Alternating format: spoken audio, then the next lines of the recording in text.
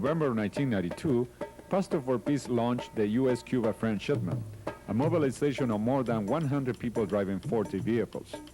They transported school and medical supplies, Bibles, bicycles, and powdered milk to be delivered to the people of Cuba in violation of the U.S. embargo. 8 caravans traveled throughout the nation, passing through over 90 cities where local churches and solidarity groups hosted potluck dinners, information sessions, fundraisers, and press conferences. Caravan members had a chance to talk about their motivations for taking part in the friendshipment and listen to experiences of those who had previously gone to Cuba.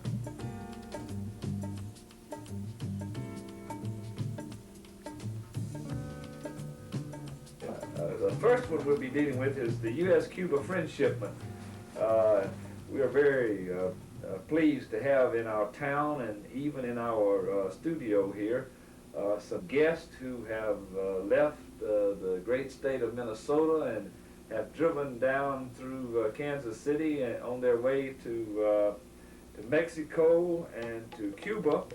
Late at night, after these formal sessions, the drivers did some extra public relations work, contacting politicians and media personnel with updates. They tuned into Radio Havana, which was reporting on their journey every day.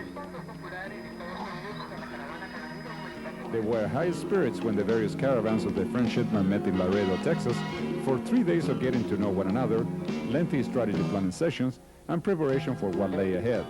The now united group included members from 6 different nations, men, women, straight and gay, ranging in age from 23 to 84 years old.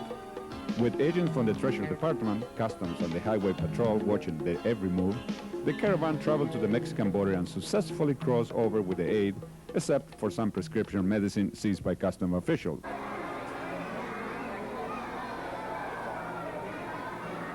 Once in Havana, the friendshipment received a welcome that was astonishing in its grandeur and affection, even receiving the keys to the city. Your warmth and your generosity, tu calor y tu generosidad. They toured the city extensively, witnessing firsthand the tough economic times that have become even worse since the disintegration of the Soviet trading bloc. On one hand, the people appear weary of the sacrifices they have had to make, but it was also apparent that the constitution of the people is very strong despite the poverty. The visitor had ample time to make new friends and found that rigid political borders are easily crossed once the first step is taken.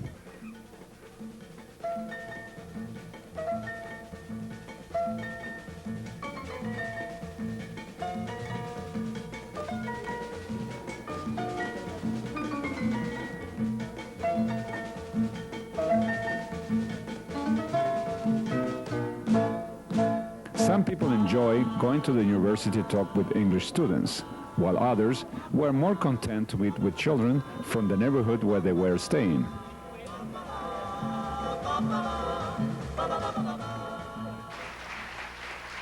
Perhaps the highlight of the trip came when President Fidel Castro met with the entire delegation to thank them for their courage and commitment.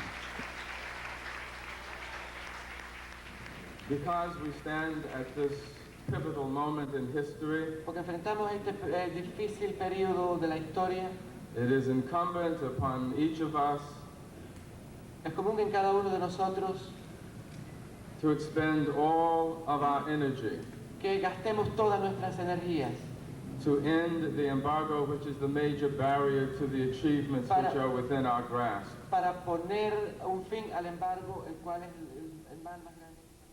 Pastor for Peace will be conducting another nationwide caravan to Cuba in July and August.